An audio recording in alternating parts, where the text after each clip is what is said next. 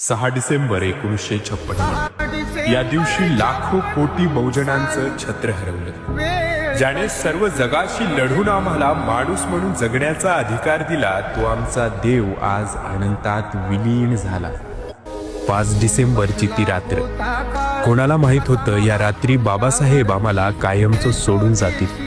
त्यांना आरामाची गरज होती, पण शेवटच्या क्षणापर्यंत लाखो बहुजनांची चिंता त्यांना सतावत होती. या रात्री सुद्धा बाबासाहेबांनी जवळजवळ 12 तास लेखन केलं. बुद्ध आणि त्यांचा धम्म या पुस्तकाचं शेवटचं प्रकरण ते लिहत होते. मध्यरात्री त्यांनी पेन बाजूला ठेवला आणि शांत झोपी गेले.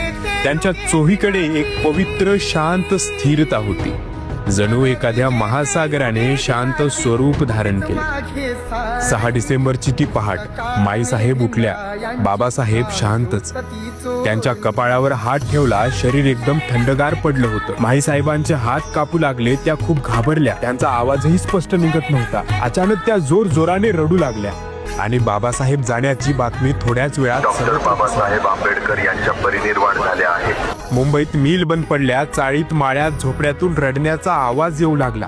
आज आपण अनाथ झालो, आता आमचा कोणी वालीच उरला नाही, असे उद्गार निघू लागले. संध्याकाळी त्यांचं पार्थिव मुंबईला आलं. शिवाजी पार्क कडे जाणारा रस्ता तुडुंब भरला होता. त्यावेळी कुठलाही मोबाईल, टीव्ही आणि सोशल मीडिया नसताना तरीही 20 ते 25 लाख लोकांचा महासागर एकाच वेळी एकाच ठिकाणी जमला. दादर चौपाटी. बाबासाहेबांच्या पार्थिव शरीराला चंदनाच्या चितेवर अग्नी देण्यात आली. 6 डिसेंबरला भीमसूर्य मावळला, पण लाखो कोटी घरांना पिढ्यान पिढ्या पुरेल इतका प्रकाश देऊन गेला.